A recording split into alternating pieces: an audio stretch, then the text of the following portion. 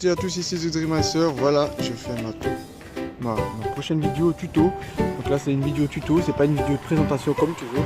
C'est une vidéo tuto pour vous montrer comment débrider une boîte à air de MB Spirit. C'est super connu dans plusieurs tutos sur YouTube. Mais bon là maintenant j'aimerais quand même vous le montrer et vous le présenter tuto par moi-même aussi. Et donner mes avis parce que j'ai déjà essayé des tutos sur plusieurs scooters que je connais, qui ont un pont de détente ou un Pocito ou un peu d'origine. Donc voilà, je donne mon avis actuellement. Donc la bride se trouve juste derrière là, la mousse. Donc, vous retirez la mousse, et là directement vous avez un tube, et ben c'est ça la bride. Donc, moi je la retire pas parce que voilà, j'ai un problème de segment, de boîte à clapet, excusez-moi parce que j'ai raté, et de pistons qui sont assez usés. Je suis à 12 600 km, voilà, donc c'est assez usé. Donc voilà, ça c'est la bride. À ce qui paraît, quand vous roulez sans ça, vous gagnez 5 à 10 km/h. Le moteur chauffe moins parce qu'il y a plus d'air qui rentre.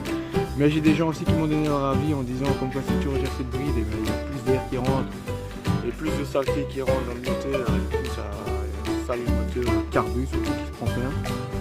Donc donnez-moi vos avis dans les commentaires. Et aussi, j'aimerais aussi avoir beaucoup d'avis de votre part à propos du scooter. Qu'est-ce que je pourrais rajouter pour le modifier parce qu'il sera bientôt homologué en tant que 100 ou 125 en Belgique, c'est comme ça. Un scooter qui roule plus de 70, donc 70 km/h, ben, il faut l'homologuer à l'assurance simplement pour qu'il y ait une plaque plus grande que ceci. Donc voilà. Le scooter actuellement roule à 75 km/h, donc 75 km/h GPS. Donc c'est une vraie bête. J'ai mis des galets de 5 grammes. Les galets qui sont dedans, ben, ils sont épuisés. Donc j'aimerais avoir quand même un minimum votre aide si c'est possible, parce que j'ai besoin quand même pas mal d'aide à propos du débridage de ce scooter. Donc actuellement sa configuration je la connais pas par cœur, je sais juste qu'il y a un pot de détente qui a plus de bride là-dedans pour qu'il monte jusqu'à telle allure. Il n'y a plus de bride en vario, la courroie je sais pas comment elle a remarqué qu'elle est usée. Je suis à 12 000, il m'a dit à 12 000 il faut changer la courroie, donc moi j'en sais rien. Il y a quoi encore? Le scooter, je compte mettre un kit 70. Un kit 70 Polini ou Most.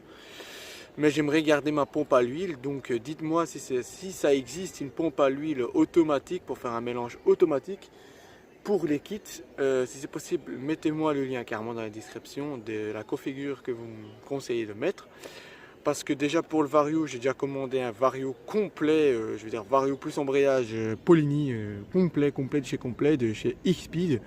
Pour le pot, je vais mettre un pot, je voulais Most, mais les pots Most j'en ai pas trouvé sur internet, sont toujours hors stock, même chez Scootfast.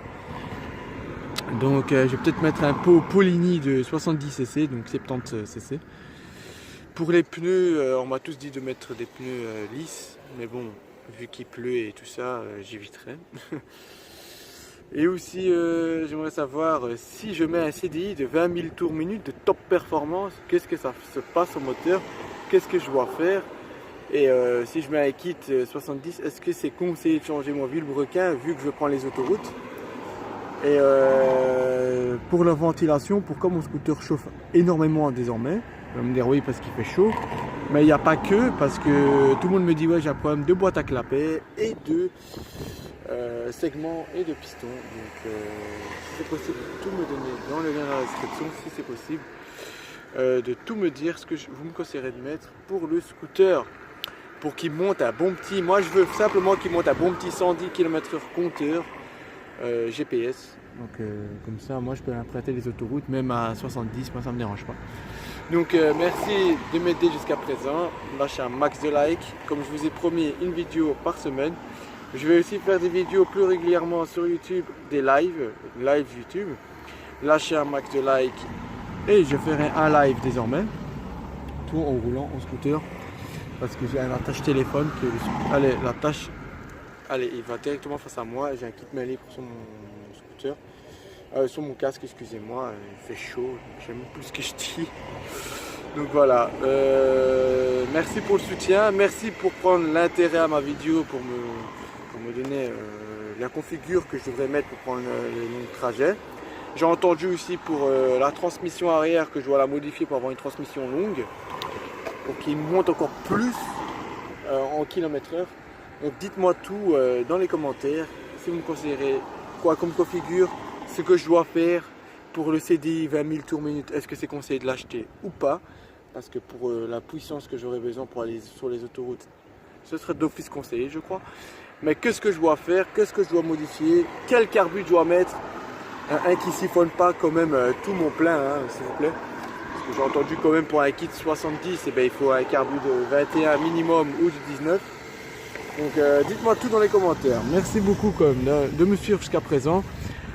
Partagez un maximum ma vidéo. Donc voilà, je vous ai montré quand même que la bride se situe là, puisqu'elle n'est pas très connue comme ces brides.